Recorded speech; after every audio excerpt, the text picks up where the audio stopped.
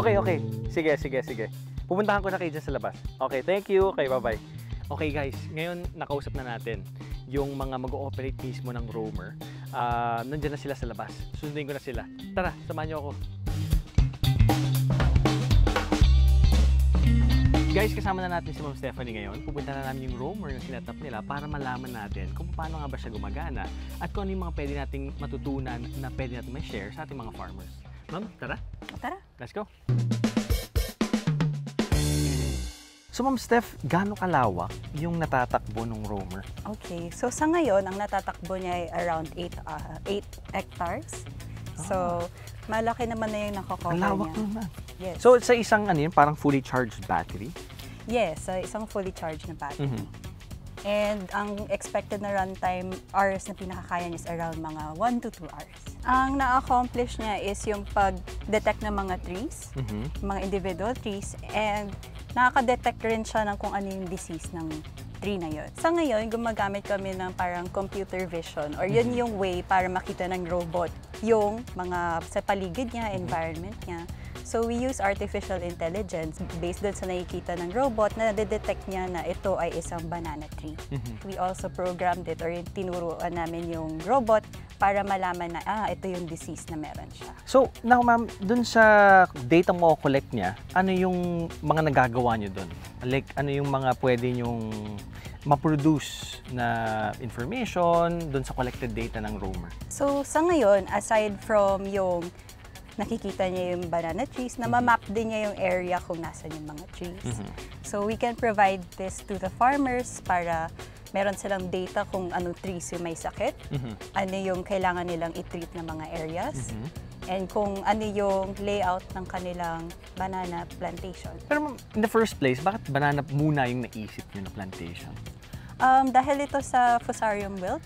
So Fusarium wilt is a fungal disease na i-encounter ng mga banana trees and gustong i-treat to ng Philippine government. So kaya yun yung una naming ina-address. But I think sa mga manonood na farmers natin na maging interested in this technology, ang isang fear nila siguro or yung looming idea sa isip nila is baka naman mawalan na kami ng hanap buhay.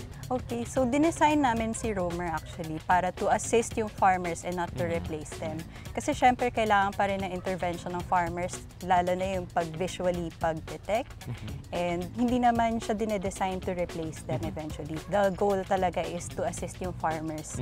So ma'am, kasi may mga wishers tayo ngayon ng mga farmers. And kanina, inikot nila kami dun sa farm nila ng sagingan. Gusto ko sana ma'am makita, paano ba gumagana mismo si roamer dun sa ganong environment at saka gusto rin makita ma'am ng mga farmers na kung paano siya makakatulong sa kanila.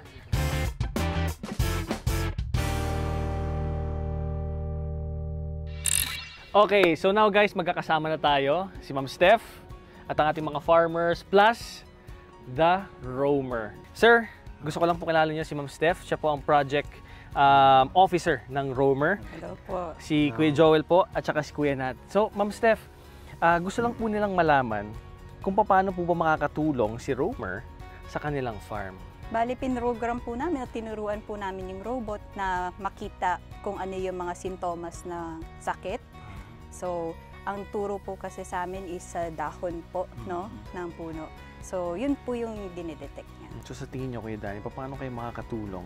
Malaking tulong yan kasi yun, nadidetect na nga yung mga yung mga nasisirang mga tsaka namomonitor talaga yung dyan. So, kumbaga, hindi na kailangan pumunta ng farmers doon sa kumbaga, siya na lang So, sa ngayon, yung robot is in development pa. So, hindi pa to yung final, no? Meron pa kaming actually ginagawang mas final pa na robot. Okay. So, Kuya Nat, Kuya Danny, Kuya Joel, ngayon na nakita nyo na yung roamer, kung ano yung kaya niyang gawin at mga posible pa niyang kayang gawin, anong masasabi nyo sa DOST na gumagawa sila ng mga ganitong projects? Sana implement ka agad kasi mahuli na tayo sa ibang bansa sa mga ganitong technology. Sa akin naman lalo pang galingan para ma-develop na lalo talaga yung ating mga technology. Para talagang mas matulungan kayo, no? Matulungan kami. Magaling yung technology yung ginawa nilang Kaya nagpapasalamat kami na kayo mag-conduct dito sa amin ng ganitong at least natutunan namin ganyan, lalo na sa mga farmers. Okay, so Ma'am Steph, again, maraming salamat po sa inyo, sa oras nyo, sa pagpunta dito at sa pagpapakita sa amin itong roamer.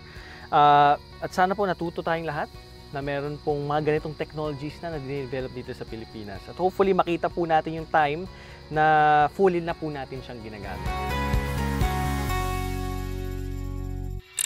Today again proved to be another eventful day.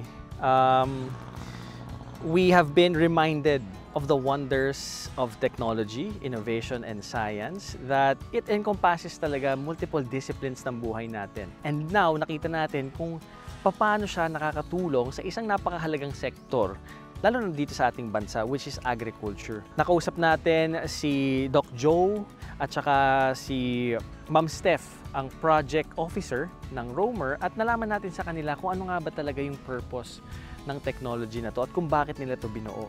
Like what technology truly is, from our phones, cameras, kung ano mang ginagamit natin, laptops, it is there. It was created to help us. So with that being said, hopefully po sa ating mga manonood, marami po kayo napulot at natutunan na pwede nyo pong i-share pa sa ibang tao. Sek, dahil naggaling kami sa sagingan, meron akong dinalang saging para sa'yo. Wow! Salamat sa saging, Diego. Sinong mag-aakala na pwede palang gamitin ang robot para ma-modernize ang farming? Sa tulong ng makabagong teknolohiyang ito, mas mapapabilis at mapapadali na rin ang pagtatanim at pagsasaka.